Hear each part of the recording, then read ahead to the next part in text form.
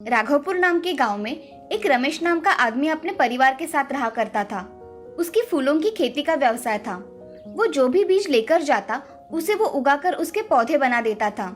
ये देख सभी घर वाले उस पर बहुत खुश थे। एक दिन रमेश का मित्र समर वहां आता है और रमेश से, रमेश, इस साल भी तुमने फूलों की खेती की है। इस साल तुमने नया क्या लगाया है खेती में? मैंने इस साल ट्यूलिप्स के भी फूल लगाए हैं। देखते हैं कैसे आते हैं। मेरे हाथ से कोई बीज लगाया और उसे फूल नहीं आया, ऐसा कभी हुआ है क्या? हाँ, ये बात तो सच है रमेश, तुम्हारे हाथ में जादू है। अच्छा, ये लो, मैंने तुम्हारे लिए कुछ अलग फूलों के बीज लेकर आया हूँ। धन्यवाद समर, तुम सच में मेरे दोस्त हो। ऐसा कहकर समर कुछ काम से वहां से चला जाता है। कुछ समय बाद रमेश वो बीज अपने खेत में लगा देता है और कुछ महीनों बाद उसे बहुत सुंदर गुलाब के फूल आते हैं। उसे देख रमेश बहुत खुश हो जाता है। वो गुलाब के फूल अलग अलग रंग के थे। उसे देखकर बहुत से लोग फूल लेने के लिए आया करते थे। ये देख उस गांव का साहूकार मोहनलाल मन में, ये रमेश तो बहुत ही तरक्की कर रहा है। छोटी सी खेती लेकर आज कितने अच्छे दाम में फूल बेच रहा है। इसका ना कुछ करना ही पड़ेगा। ऐसा मन में सोचकर साहूकार रमेश के खेत के पास चला जाता है। तभी साहूकार मोहनलाल रमेश से, अरे रमेश, कैसे हो? अच्छा हूँ साहूकार जी, आप कैसे हो? और यहाँ कैसे आना हुआ आपका? कोई काम हो तो बताइए। अरे मेरा कुछ काम नहीं है, मैंने तुम्हारे खेती में अच्छे गुलाब देखे तो उन्हें देखने के लिए चला आया बस। आइए ना साहूकार जी, मैं आपको अलग अलग फूल दिखाता हूँ। अरे रमेश, ये तो बहुत अच्छे प्रकार के अलग अलग गुलाब के फूल है तुम्हारे खेत में। मैंने तो अभी तक इतने अच्छे फूल कभी तक देखे ही नहीं। आपको अगर कुछ फूल चाहिए तो आप ले सकते हो साहूकार जी। जरूरत पड़ने पर मैं तुम्हारे खेत से ही फूल लेकर जाऊंगा रमेश। मैं कल दूसरे गांव गया था, मुझे वहां भी अलग अलग फूलों के बीज मिले हैं तो मैं लेकर आया हूँ। तुम चाहो तो मैं तुम्हें नौकरों के हाथ भिजवा देता हूँ। जी साहूकार जी, आप भेज दीजिए। आपका बहुत बहुत धन्यवाद कि आपने मेरे लिए इतना सोचा। चलो अब मैं चलता हूँ। ऐसा कहकर मोहनलाल रमेश के खेत में से चला जाता है और अपने नौकर के हाथ कुछ बीज भिजवा देता है। रमेश जी, मालिक ने ये तुम्हारे लिए कुछ बीज भिजवाए हैं, ये ले लो। अरे आओ हरिया, बैठो। अरे नहीं रमेश जी, मुझे बहुत काम है, मैं चलता हूँ। ठीक है, धन्यवाद हरिया। रमेश वो बीज की पोटली खोलकर देखता है तो उसमें सूखी हुई मछलियां होती है। साहूकार जी ने मेरे खेत में लगाने के लिए सूखी मछलियां दी है। रमेश पोटली हाथ में लिए सोचता है। तभी उसकी बीवी चेतना रमेश से, अजी, ये सूखी हुई मछली किसने दी है? ये तो किसी काम की नहीं है। ये मछलियां साहूकार जी ने दी है। उन्होंने फूलों के बीज बताकर ये मछलियां दी है मुझे।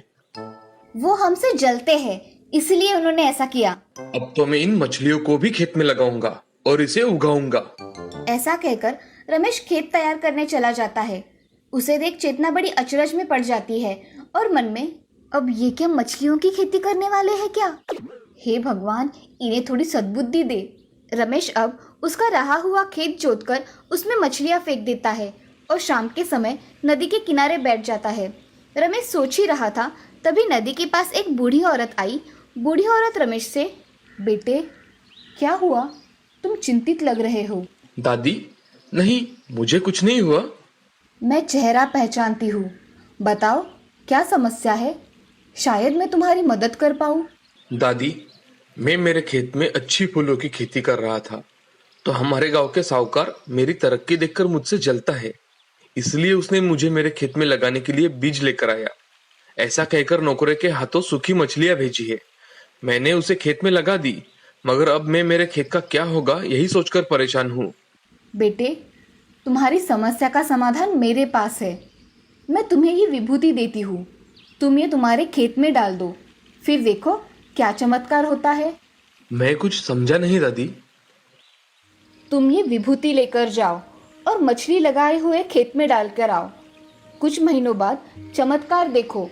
वहाँ अगर पौधे उगे तो उनकी अच्छे से देखभाल करना। ऐसा कहकर बूढ़ी औरत ने रमेश के हाथों में विभूति रख दी और वहां से चली गई। उस विभूति को देख रमेश सोचते हुए, क्या ये विभूति सच में काम करेगी? चलो, दादी ने दी है तो डालकर देखता हूँ। ऐसा सोचकर रमेश घर चला जाता है। घर जाकर चेतना और रमेश दोनों खाना खाकर सो जाते हैं। अब अगले दिन रमेश उठकर खेत में जल्दी चला जाता है और खेत में दादी ने दी हुई विभूति डाल देता है। कुछ दिन ऐसे ही बीत जाते हैं। कुछ दिनों बाद खेतों में छोटे छोटे पौधे उगकर आते हैं। वो देख रमेश बहुत खुश हो जाता है और अपनी पत्नी चेतना से, अरे ये देखो, मैंने दादी की बात मानकर इस खेत में विभूति डाल दी थी और आज देखो उस खेत में छोटे छोटे पौधे उग कर आए हैं। हाँ, आप सच कह रहे हैं, उस बूढ़ी दादी ने हमारी बहुत मदद की है। ऐसा कहकर रमेश अपने खेती का अच्छी तरह से ध्यान रखा करता था। 3 महीने हो जाने के बाद रमेश एक पौधा उखाड़ के देखता है। तभी उसके नीचे कुछ मछलियां लगी हुई दिखाई देती है। रमेश उन मछलियों को तोड़ने लगता है। तभी उसे महसूस होता है कि वो कोई साधारण मछली नहीं है, उसका रंग सोने जैसा है। वो उसे तोड़कर एक टोकरी में डालता है। तभी वो मछलियां चमकने लगती है। तभी रमेश का दोस्त राघव वहां आ जाता है। राघव रमेश से, रमेश, तुमने तो चमत्कार ही कर दिया। खेत में मछली की खेती करके दिखाई। ऊपर से ये मछलियां मुझे सोने की लग रही है। सोनार के पास जाकर देखना पड़ेगा। राघव, तुम सच कह रहे हो, मुझे भी ये सोने की मछलियां लग रही है। चलो हम इसे सोनार के यहाँ लेकर जाते हैं। ऐसा कहकर रमेश और राघव सोनार की दुकान में चले जाते हैं। तभी सोनार देखता है तो वो सच में सोने की मछली होती है। उन 4 मछलियों को बेचकर रमेश के पास बहुत पैसा आ जाता है। रमेश वो पैसे लेकर घर चला जाता है और चेतना से, चेतना, ये पैसे लो, इन्हें संभाल के रखो। इतने पैसे कहाँ से आए आपके पास? हमारे खेत में पौधों को सोने की मछलियां लगी है। एक पौधे की निकाली तो इतने पैसे आए। अब मैं जल्दी जाकर सब पौधों की मछलियां तोड़कर घर लेकर आता हूँ। हाँ, जल्दी जाइए। हाँ।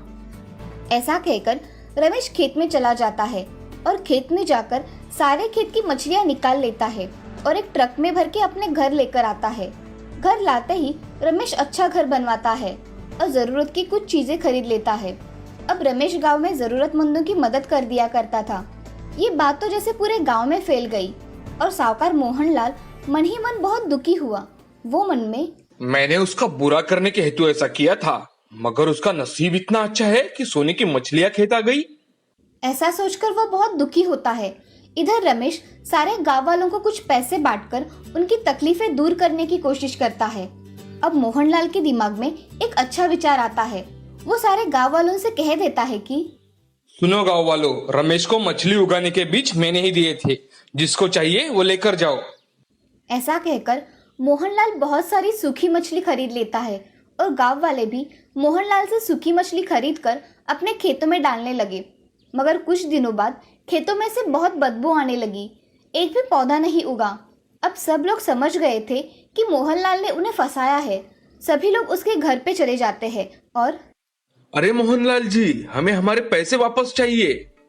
अरे क्या हुआ है, आज अचानक तुम्हें सबको पैसे चाहिए? आपने हमें फंसाया है। हमारे खेतों में एक भी पौधा नहीं आया है। बहुत बदबू आ रही है हमारे खेतों में और हमें हमारे पैसे लौटा दीजिए। मैं ऐसे कैसे आपके पैसे वापस कर दूं? फिर हम सब आपको पुलिस स्टेशन लेकर चलते हैं। मोहनलाल पुलिस का नाम सुनकर डर जाता है और, ये लीजिए आपके पैसे। सब लोग मोहनलाल से पैसे लेकर अपने घर चले जाते हैं। मोहनलाल को अब अपनी गलती का अच्छा सबक मिला था। वो फिर से कभी भी लोगों को फंसाया नहीं करता था और रमेश भी गांव वालों की मदद करता था। इस कहानी से हमें ये सीख मिलती है कि जिंदगी में कितनी भी कठिन परिस्थिति आए, उसका डटकर सामना करना चाहिए और हमेशा दूसरों की मदद करनी चाहिए।